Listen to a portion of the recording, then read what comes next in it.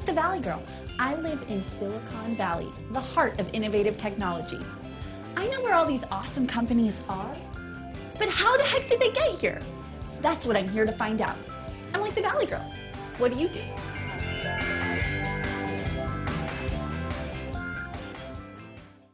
Hi, I'm like the Valley Girl. Do you know how difficult it can be to build a company?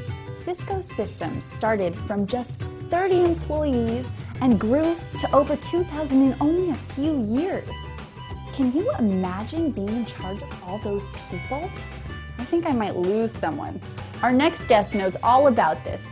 Please welcome John Morgridge, former CEO of Cisco Systems. Hi, John. How are you? Howdy. So how's your day going? How are you doing today? Well, I started off playing golf this morning. That's a nice life. Right. You led a corporation. What is a corporation? Typically, they strive to provide some kind of a superior offering of service or product. And then certainly there are companies that are driven by the bottom line, that they're basically focused on attempting to be very profitable. I have a question.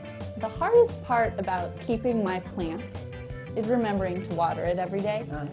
So what was the hardest part of growing your company? Hiring, training, and maintaining the productivity of the people. I'm a strong believer that culture is a very important element, maybe the most important.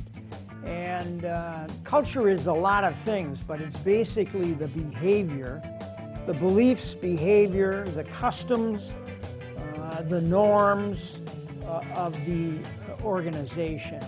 So the culture of my company would be, keep everything pink and, be nice to everyone and things like that. Yeah, well, that may be fine as long as you're here in the United States, but it may not work so well when you decide you want to go to Afghanistan or... Do they not like pink? I don't know, but they may not.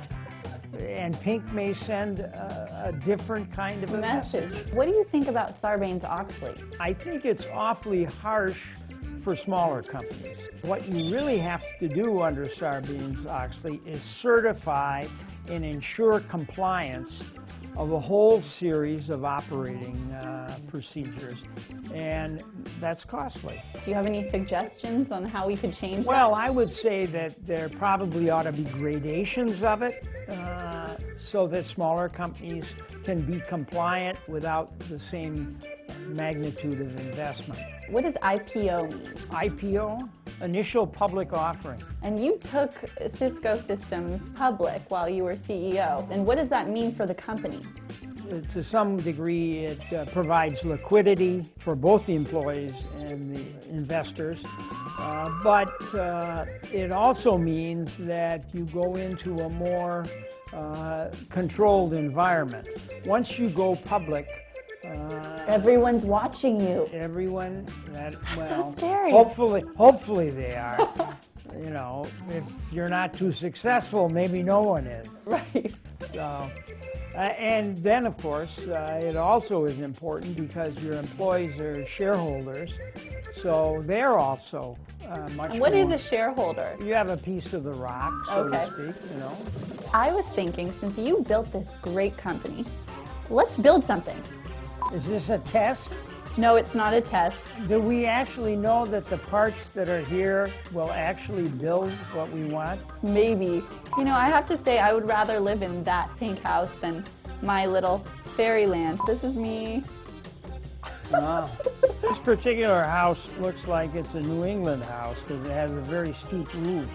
Oh, yeah. I love Pride and Prejudice. It's a pink book. It has a pink cover. Is that right? Yeah. If I was a shareholder, I would own one of those pink bricks. Yeah, so to speak. If the house was the corporation. How's your house coming? Well, see, I'm very practical and very conventional. It's something that a businessman would build. Exactly. No, it is. Mine is this. Oh, it broke. I think it's time for a break. We'll be back with more fun and John Morgridge right after this.